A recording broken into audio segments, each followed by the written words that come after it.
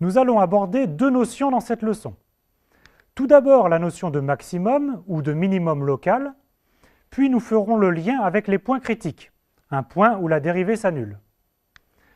Nous appliquons ceci pour prouver un résultat important, le théorème de Rolle, qui, sous certaines conditions, garantit l'existence d'un point critique.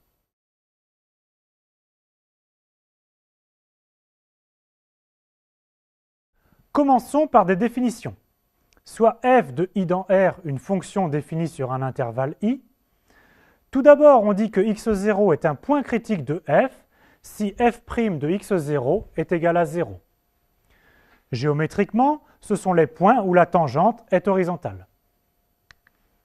Ensuite, on dira que f admet un maximum local en x0 s'il existe un intervalle ouvert j contenant x0, tel que pour tout x appartenant à i inter j, f de x est plus petit que f de x0. Dire que f a un maximum local en x0 signifie que f de x0 est la plus grande des valeurs f de x pour les x proches de x0. Bien sûr, en changeant le sens de l'inégalité, on définit ce qu'est un minimum local. Les voici. Notez que si une des extrémités de l'intervalle est fermée, alors un minimum ou un maximum local peut être au bord. On regroupe ces deux notions en une seule. Un extrémum local est un maximum local ou bien un minimum local. Il ne faut pas confondre un maximum local avec un maximum global. Par définition, un maximum global en x0, cela signifie que pour toutes les autres valeurs f de x pour x appartenant à i, on a f de x0 plus grand que f de x. Bien sûr, un maximum global est aussi un maximum local, mais la réciproque est fausse.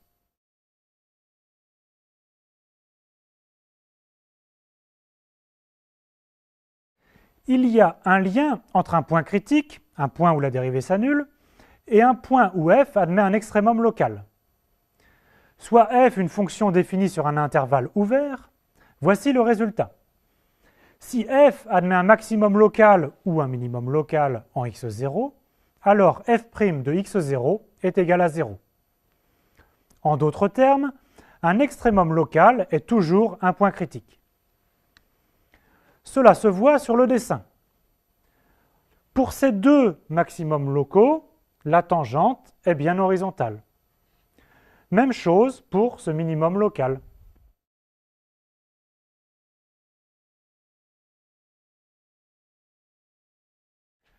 Étudions les extrémums de la fonction f lambda définie par f lambda de x qui est égal à x cube plus lambda x en fonction du paramètre lambda réel. La dérivée est f' lambda de x est égal à 3x2 plus lambda. On sait que si x0 est un extrémum local, alors f' lambda de x0 est égal à 0.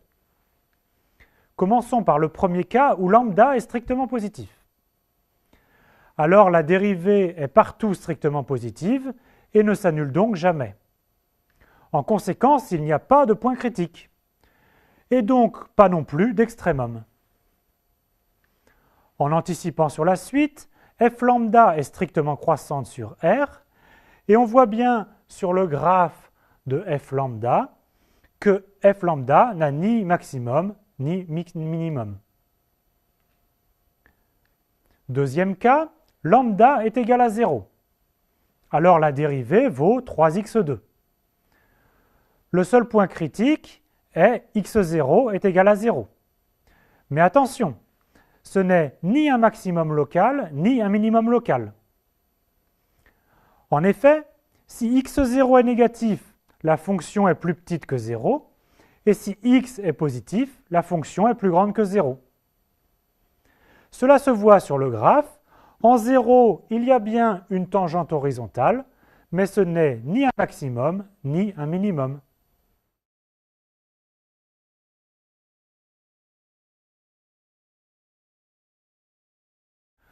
On continue l'étude des extrémums de la fonction f lambda de x qui est égale à x cube plus lambda x. Il nous reste le cas où lambda est strictement négatif. Alors la dérivée est f' de lambda qui vaut 3x2 plus lambda que j'écris ici 3x2 moins valeur absolue de lambda, car lambda est négatif. Et on peut factoriser sous la forme 3 facteurs de x plus racine de valeur absolue de lambda sur 3, facteur de x moins racine de valeur absolue de lambda sur 3. Il y a deux racines, donc deux points critiques, x1 et x2. Alors, f' de lambda de x est positive sur moins l'infini x1 et x2 plus l'infini. Et elle est négative sur x1, x2. En anticipant sur la suite, on en déduit que f lambda est croissante sur moins l'infini x1, puis décroissante sur x1, x2. Donc x1 est un maximum local, car autour de x1, toutes les valeurs sont plus petites. De même, f lambda est décroissante avant x2, puis croissante après x2. Donc x2 est un minimum local. Voici le graphe de f lambda si lambda est négatif. On retrouve bien notre maximum local en x1 et notre minimum local en x2.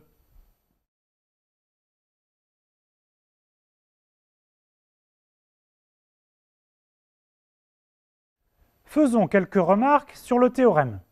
Si on a un extrémum local, alors on a un point critique. Mais la réciproque est fausse en général. Par exemple, la fonction f définie par f de x est égale à x cube vérifie f' de 0 est égal à 0. Donc 0 est un point critique. Mais 0 n'est ni un maximum local, ni un minimum local. Deuxième remarque, nous avons énoncé le théorème dans le cas d'un intervalle ouvert. Pour le cas d'un intervalle fermé, il faut faire attention aux extrémités. Par exemple, si f est une fonction dérivable définie sur un intervalle fermé AB, qui admet un extrémum en x0, alors on est dans l'une des situations suivantes. Soit x0 est égal à A, soit x0 est égal à B, soit x0 est dans l'intervalle ouvert AB, et dans ce dernier cas, on a bien un point critique par le théorème. Ce qui nous intéresse souvent, c'est de trouver le maximum ou le minimum d'une fonction sur un intervalle donné. Dans le cas d'une fonction dérivable sur un intervalle fermé AB, il faut comparer les valeurs de f aux différents points critiques, mais aussi aux extrémités A et B. Par exemple, sur ce dessin, le maximum est atteint en un point critique de l'intervalle, intérieur à l'intervalle. Il correspond bien à un point où la tangente est horizontale, un point critique.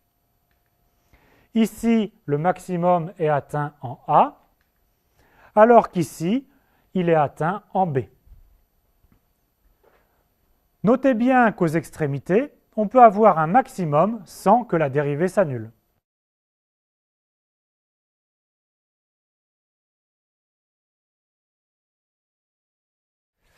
L'énoncé du théorème de Rolle est simple si l'on fait bien attention aux hypothèses. On part d'une fonction f définie sur un intervalle AB, telle que f est continue sur l'intervalle fermé AB et dérivable sur l'intervalle ouvert AB. Si f de A est égal à f de B, alors il existe un C dans l'intervalle ouvert AB, tel que f' de C est égal à 0. L'interprétation géométrique est simple. Si une fonction prend les mêmes valeurs en A et en B, alors il existe un point où la tangente est horizontale. Malheureusement, le théorème ne nous dit pas du tout comment calculer C. C'est juste un théorème d'existence. En plus, rien ne dit que le C est unique, il peut y en avoir plusieurs.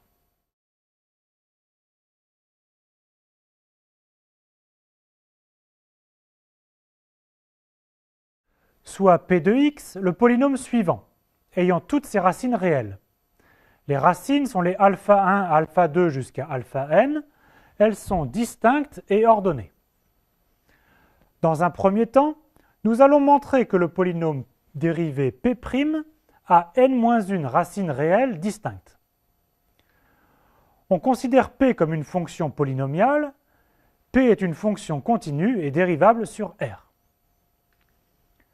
Comme P de alpha 1 est égal à 0 et que P de alpha 2 est aussi égal à 0, alors par le théorème de Rolle, il existe une valeur C1 dans l'intervalle alpha 1, alpha 2, telle que P' de C1 est égal à 0. Nous avons trouvé une première racine de P'. Plus généralement, pour k compris entre 1 et n-1, on a P de alpha k qui est égal à 0 et P de alpha k plus 1 qui est aussi égal à 0. Par le théorème de Rolle, il existe une valeur ck dans l'intervalle alpha k plus 1, telle que P' de ck est égal à 0. Nous avons bien trouvé n-1 racine de P', C1, C2, etc. jusqu'à Cn-1. Et comme P' est un polynôme de degré n-1, toutes ces racines sont réelles et elles sont distinctes car elles appartiennent à des intervalles disjoints. Montrons maintenant que le polynôme P plus P' a n-1 racines réelles distinctes. L'astuce consiste à considérer la fonction auxiliaire f de x qui est définie par P de x fois exponentielle x. F est une fonction continue et dérivable sur R.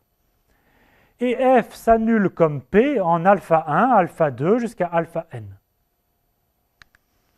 La dérivée de f est f' de x qui est égale à P de x plus P' de x fois exponentielle x.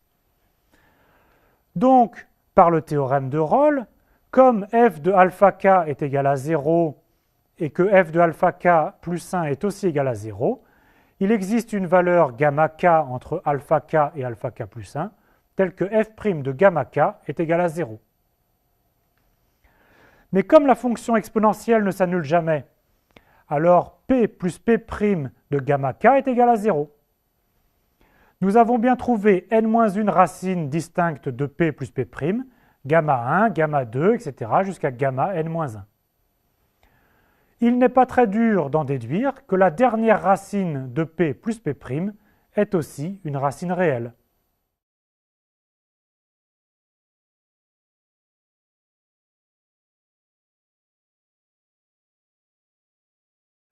Passons à la preuve du théorème de Rolle. Sous ces hypothèses, il s'agit de montrer qu'il existe une valeur C strictement comprise entre A et B, telle que la dérivée s'annule en C. Tout d'abord, si f est constante sur l'intervalle AB, alors n'importe quel C convient, car la dérivée est nulle partout. Si la fonction n'est pas constante, alors il existe un x0 tel que f de x0 n'est pas égal à f de a. On peut supposer par exemple que f de x0 est strictement plus grand que f de a. Le cas inférieur est similaire. Alors f est continue sur l'intervalle fermé et borné AB, elle est donc bornée et atteint ses bornes. En particulier, elle admet un maximum en un certain point C appartenant à l'intervalle fermé AB. Mais f de C est plus grand ou égal que f de x0 qui lui-même est strictement plus grand que f de a. Donc C ne peut pas être égal à A. En plus, par hypothèse, f de a est égal à f de b. Donc aussi, C ne peut pas être égal à B. Ainsi, C est vraiment compris strictement entre A et B. Mais f est dérivable sur l'intervalle ouvert AB. Donc elle est dérivable en C. Et comme elle admet un maximum en C, alors f' de C est égal à 0.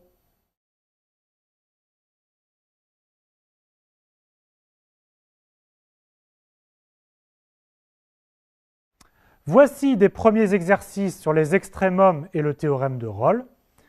N'oubliez pas ensuite de passer à des exercices plus difficiles.